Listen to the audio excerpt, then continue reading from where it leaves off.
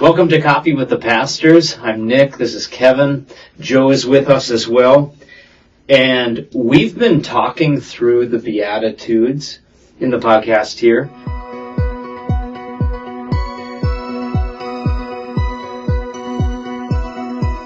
We find ourselves in Matthew 5, verse 5, where it says, "Blessed are the meek, for they shall inherit the earth."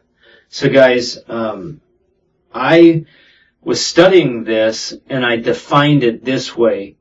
Meekness, although it means literally being gentle or mild, meekness itself, as it plays out in our lives, isn't just living a quiet life or a mild life. Meekness is actually strength under control. And that's really important. Jesus was our greatest example of that. And the first thing that comes to mind is Jesus could drive out the money changers in the temple with a holy anger, and yet he could hang up on a cross, take a beating before he even got there, die in our place, and look down on the soldiers that put him on that cross and say, "Father, forgive them, for they know not what they do." Now, I don't possess that kind of heart. I know that all too well. In fact, I find it kind of hard to live with meekness. I'm kind of aggressive in nature. Nothing's mild in my life. I don't know about you, Kevin, but how on earth does this apply to our life? And what really does Jesus mean when he says, "Blessed are the meek"? Yeah, how it applies to our life. I don't know that there's any job application where you fill out and say, what on a scale of 1 to 10, how meek are you? Yeah, meek are you? But, ultimately they are looking for strength under control in our abilities. Same thing with parenting.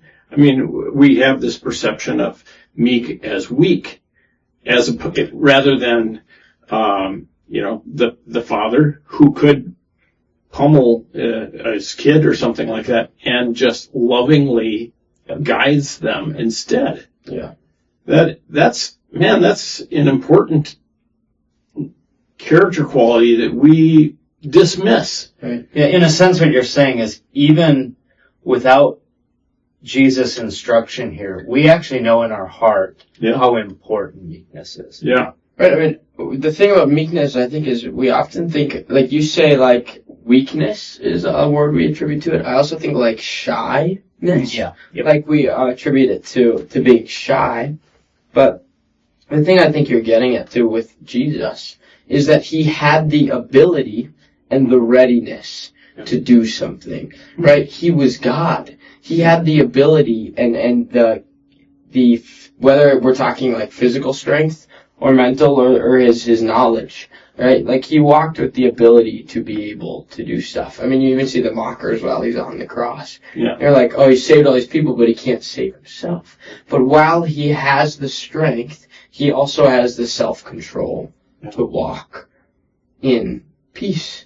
And I think of our modern picture of manhood and the way that it reflects strength and maybe anger, but really just power, and how there's maybe people in my life that I really look up to, where I would almost classify them as like a gentle giant. They have the ability and the strength to be a great leader. But what really makes them such a great leader is that they approach you gently and they care for you and they ask what you need. So I think that's a good way to start there. I think of a friend of mine back in college. He was 6'6", 280. He was asked to be, he was recruited to be a lineman. Yeah. He said, "I don't want to hurt people." Yeah. And he would have. Right. Yeah. Right. I don't But want he would choose to do random acts of kindness instead. Yeah. And he just showed his strength in character rather than physical bruteness. Yeah. So why does Jesus then say to the citizen of heaven, the believer in him, his followers, blessed are the meek? Because blessed can mean happy are the meek, although that's a really shallow term in today's language. I heard recently in a conversation, someone was reading a book and they attributed blessed to the word bliss. Oh. Blissful are the ones who are, who mourn, who are meek. And that's just opposite in what I'm used to. Yeah, blessed is, we use that in Christian terms, but ultimately it's a picture of God giving us something. Yeah. And so God is giving us himself ultimately in that meekness. Because when we wouldn't naturally display that in and of ourselves. But when we can have that, it's a picture of his character in us. I think that is the greatest blessing, is when we can have and know his character within our own hearts. Yeah, you're getting at something that I think is something often overlooked in this passage. And I might say something like this. Jesus is prophesying what is about to happen. Because of his meekness, he will successfully go to the cross for us, we who are not meek and able, and he will die in our place because we could not be the perfect sacrifice for our sins. We couldn't remove sins from our hearts if we tried. And it required meekness. And the reason I say that is because think about Satan tempting Jesus in the desert. He says, command these stones to become bread. Jesus could have done that. Yeah. In fact, he did miracles in which he multiplied bread. Satan knows that. And yet, he lowly ignores it because he's following the will of the Father. If he had said, what does it hurt? One, what is he doing? He's obedient to the enemy, and he sins. Right. He can't be the perfect sacrifice. Without his meekness, we would have no hope.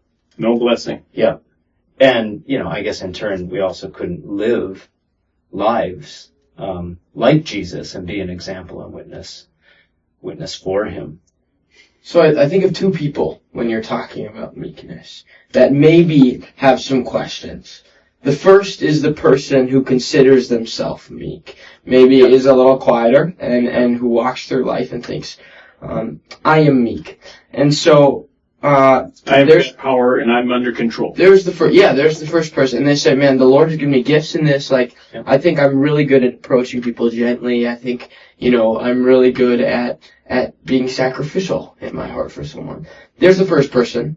The second person I think of is the person who says, the identity that the Lord has given me is very confident. And when I walk into a room, I am more of a leader or I want to be around people constantly, and I love just lighting people's faces up and being a light. Those are the two people that I think of. And the first one, maybe has that perspective of I am meek.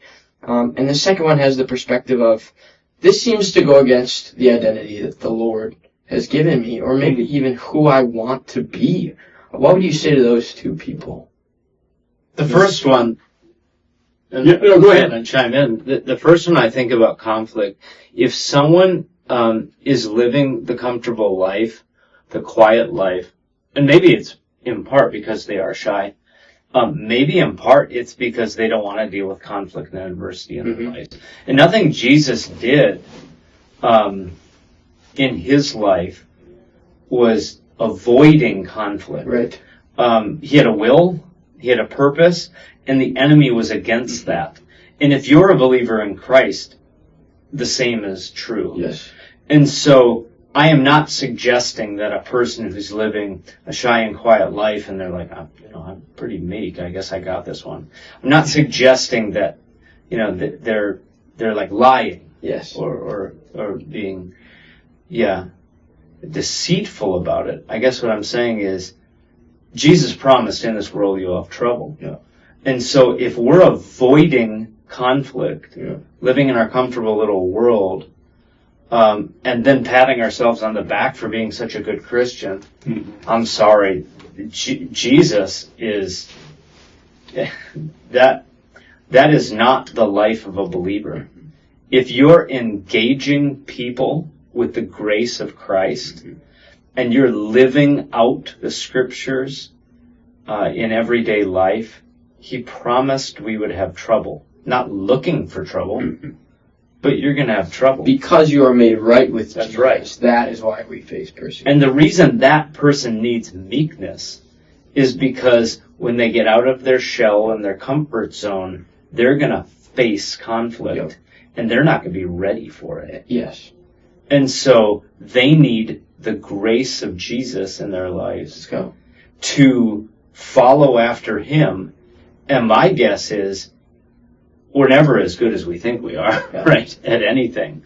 And so what happens in that? I mean, if I were to confront someone who believes they're meek and say you are not, how are they going to handle that? And if that's you, like, the calling is not now to fear. If you are feeling convicted by that, the calling is not to fear, it is to prayer.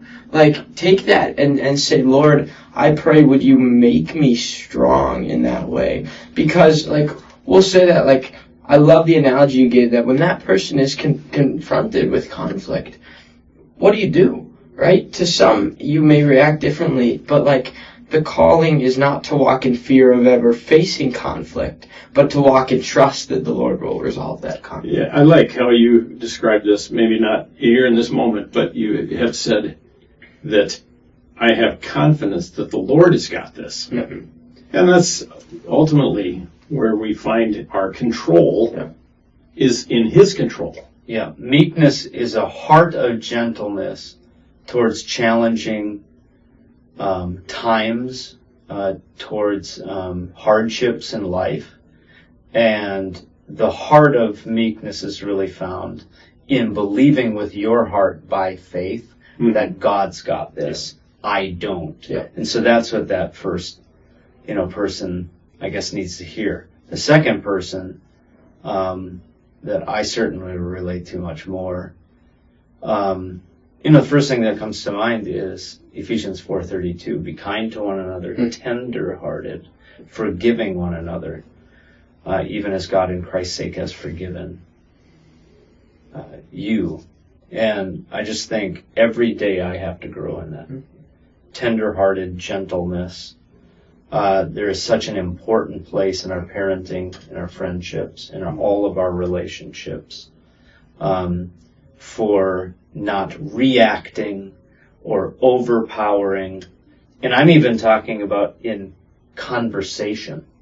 If I have more intellect than someone, which is like probably not true of too many people, but I know that I can overpower them with, my own thinking. Right. Arguments. Yeah, arguments.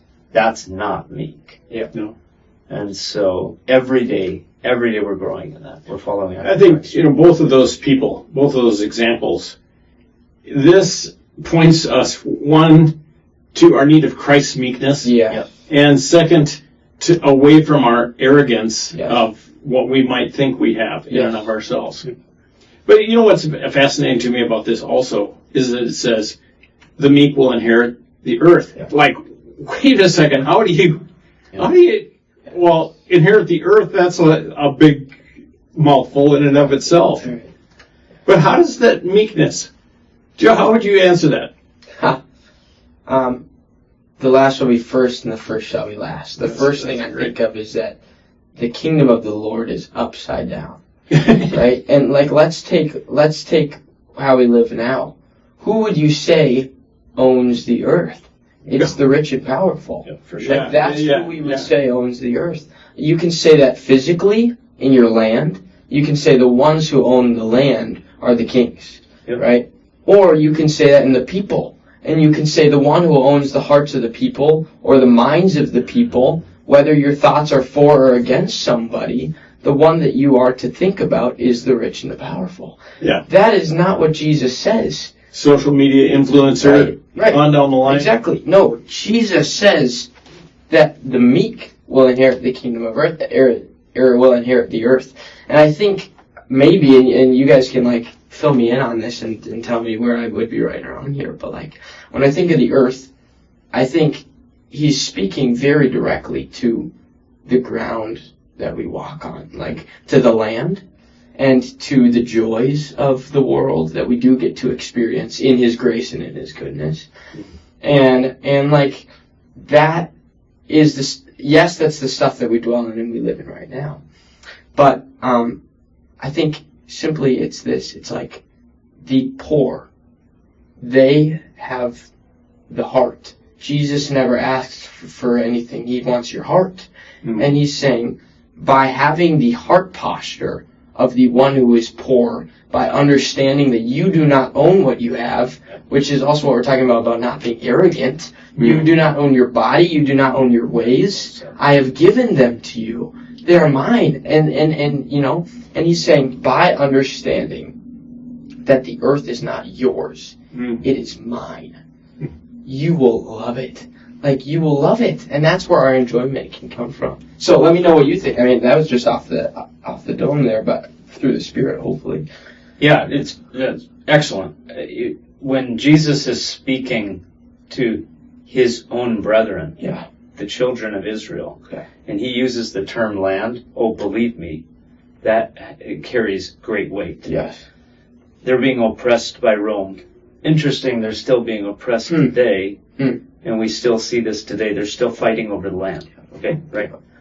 But when Jesus says land to them, they're thinking, oh, that's by the powerful, as you were saying.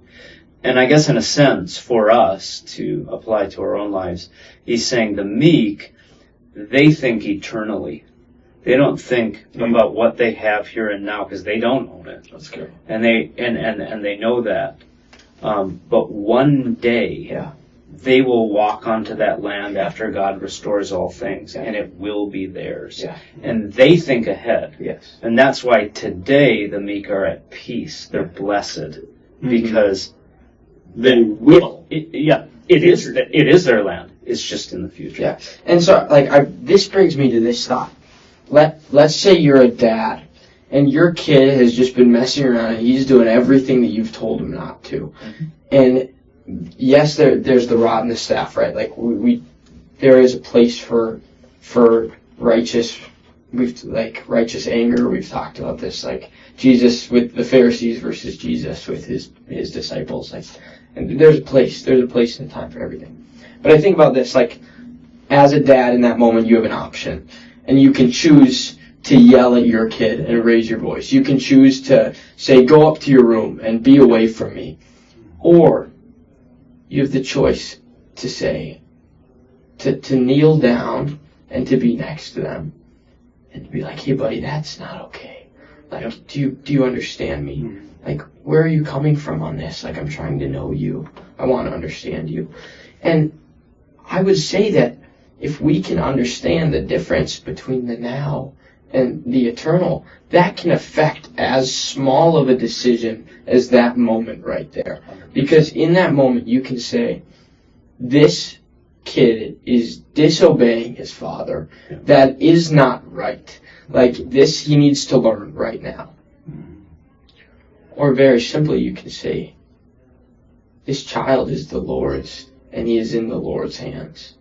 And even the peace of looking forward to the day where we are all made righteous and perfect in the glory of the Lord, like, that very thought can still you and can calm you down. And so, I think in the practical sense, that can be applied everywhere.